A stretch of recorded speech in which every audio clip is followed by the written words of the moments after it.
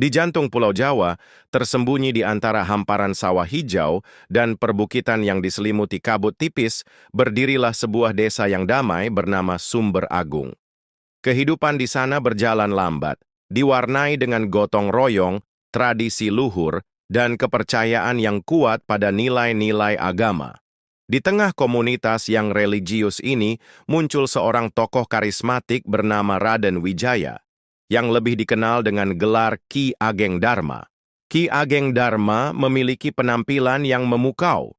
Jubah putihnya selalu tampak bersih tanpa noda, sorbannya tersusun rapi di kepala, dan matanya memancarkan ketenangan yang seolah-olah menyimpan lautan kebijaksanaan.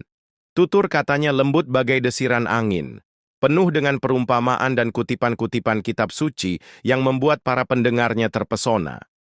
Ia mendirikan sebuah padepokan sederhana di tepi desa, yang dengan cepat menjadi pusat perhatian warga Sumber Agung dan desa-desa tetangga.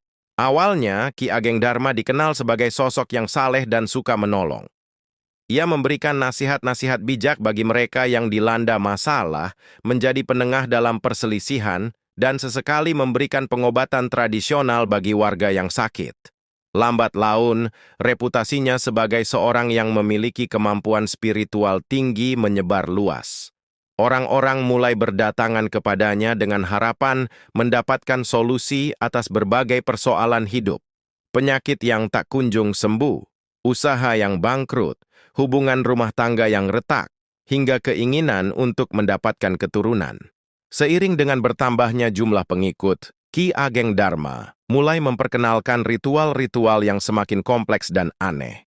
Ia mengklaim memiliki kemampuan untuk berkomunikasi dengan arwah leluhur dan menarik energi kosmik untuk membantu menyelesaikan masalah para pengikutnya. Setiap ritual melibatkan pembakaran dupa dengan aroma yang menyengat, lantunan mantra-mantra dalam bahasa kuno yang tidak dipahami, dan persembahan berupa sesajen yang nilainya semakin lama semakin fantastis. Ki Ageng Dharma juga mulai memberlakukan syarat spiritual berupa sejumlah uang yang harus diserahkan sebelum ritual dilakukan. Ia berdalih bahwa uang tersebut akan digunakan untuk keperluan padepokan dan persembahan yang khidmat.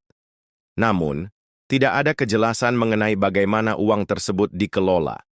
Lambat laun, bisikan-bisikan ketidakpuasan mulai terdengar di antara para pengikutnya. Beberapa merasa bahwa solusi yang diberikan Ki Ageng Dharma tidak membawa perubahan yang signifikan dalam hidup mereka, sementara harta benda mereka semakin menipis akibat sumbangan yang terus-menerus diminta. Di tengah suasana yang mulai keruh ini, seorang polisi muda bernama Bribtu Sekar Arum ditugaskan di Polsek Sumber Agung. Bribtu Sekar adalah seorang perwira yang cerdas, memiliki naluri investigasi yang tajam, dan dikenal memiliki hati yang lembut serta kepedulian yang mendalam terhadap masyarakat. Ia dibesarkan dengan nilai-nilai kejujuran dan keadilan, dan selalu merasa terpanggil untuk melindungi mereka yang lemah dan tertindas.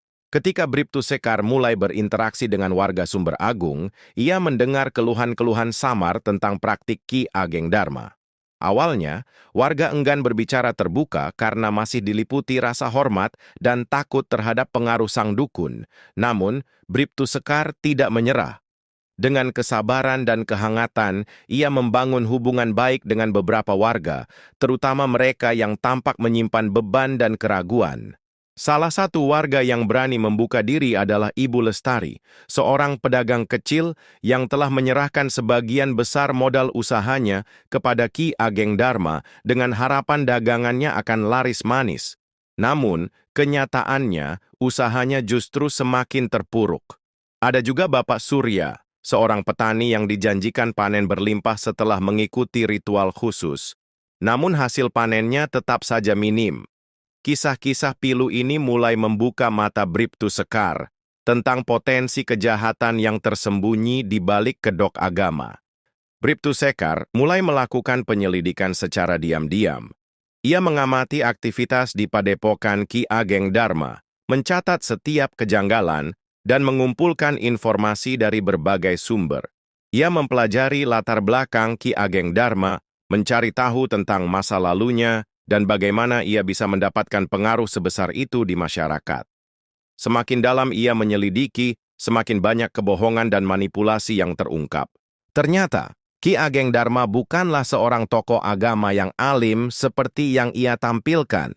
Ia adalah seorang mantan penipu yang lihai memanfaatkan kepercayaan dan ketidaktahuan masyarakat untuk keuntungan pribadi. Ia menggunakan ayat-ayat suci di luar konteks, menafsirkan ajaran agama sesuai dengan keinginannya, dan menciptakan ritual-ritual palsu untuk mengelabui para pengikutnya. Lebih mengerikan lagi, Bribtu Sekar mendapatkan informasi yang mengindikasikan adanya tindakan pelecehan seksual terhadap beberapa pengikut wanita yang datang kepadanya untuk pembersihan jiwa. Ki Ageng Darma menggunakan posisinya yang dianggap suci untuk memanipulasi dan mengeksploitasi para korban yang rentan. Bribtu Sekar menyadari bahwa ia harus bertindak cepat dan hati-hati. Ia tidak ingin gegabah dan justru membuat Ki Ageng Darma semakin berhati-hati atau bahkan melarikan diri. Ia bekerja sama dengan Kanit Reskrim Polsek Sumber Agung, Aibtu Bram, seorang polisi senior yang berpengalaman dan memiliki jaringan yang luas. Bersama-sama, mereka menyusun strategi untuk mengungkap kejahatan Ki Ageng Darma secara tuntas. Mereka mengumpulkan bukti-bukti yang kuat, mulai dari catatan keuangan padepokan yang mencurigakan, kesaksian para korban yang mulai berani melapor dengan jaminan perlindungan, hingga rekaman-rekaman video dan audio yang menunjukkan praktik ritual yang tidak masuk akal dan mengandung unsur penipuan. Bribtu Sekar juga berkoordinasi dengan tokoh-tokoh agama setempat untuk mendapatkan pandangan dan dukungan dalam mengungkap penyimpangan ajaran agama yang dilakukan oleh Ki Ageng Darma. Malam itu, di bawah rembulan yang bersinar samar, Bribtu Sekar dan timnya melakukan penggerebekan di padepokan Ki Ageng Darma. Mereka bergerak dengan senyap dan tak terduga. Di dalam padepokan, mereka mendapati Ki Ageng Darma sedang memimpin sebuah ritual penggandaan uang yang dihadiri oleh beberapa pengikutnya yang tampak terhipnotis. Di hadapan mereka tergeletak tumpukan uang palsu dan berbagai macam jimat-jimat yang tidak jelas asal-usulnya. Ki Ageng Darma dan beberapa pengikut setianya berusaha melakukan perlawanan. Namun kesigapan aparat kepolisian berhasil melumpuhkan mereka. Saat penggeledahan lebih lanjut, polisi menemukan ruangan rahasia di belakang padepokan yang berisi barang bukti berupa uang tunai dalam jumlah besar yang diduga hasil penipuan, perhiasan-perhiasan mahal, serta catatan-catatan yang berisi nama-nama korban dan detail praktik pelecehan seksual yang dilakukannya.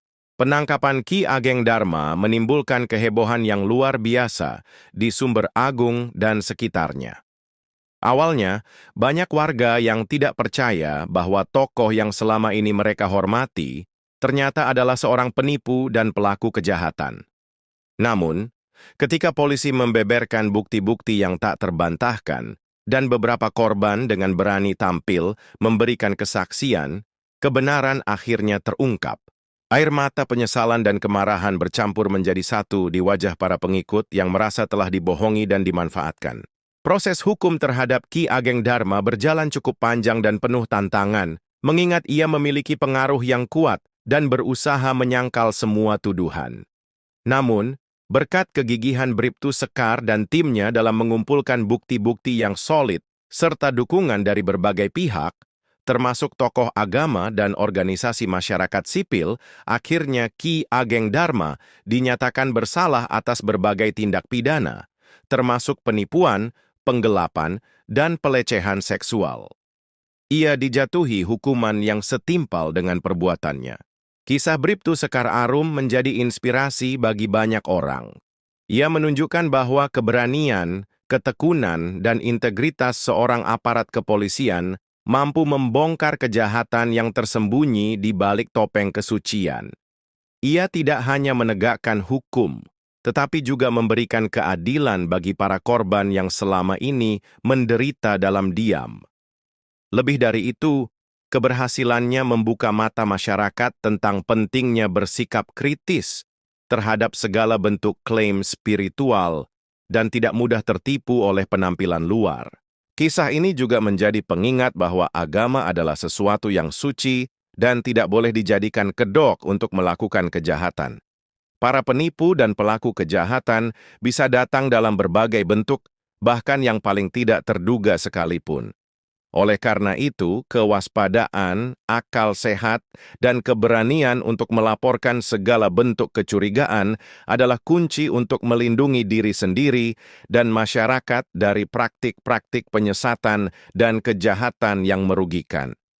Bribtu Sekar Arum, dengan dedikasinya, telah menjadi pahlawan bagi warga Sumber Agung, membawa kembali kedamaian dan kepercayaan yang sempat hilang akibat ulah seorang dukun berkedok agama.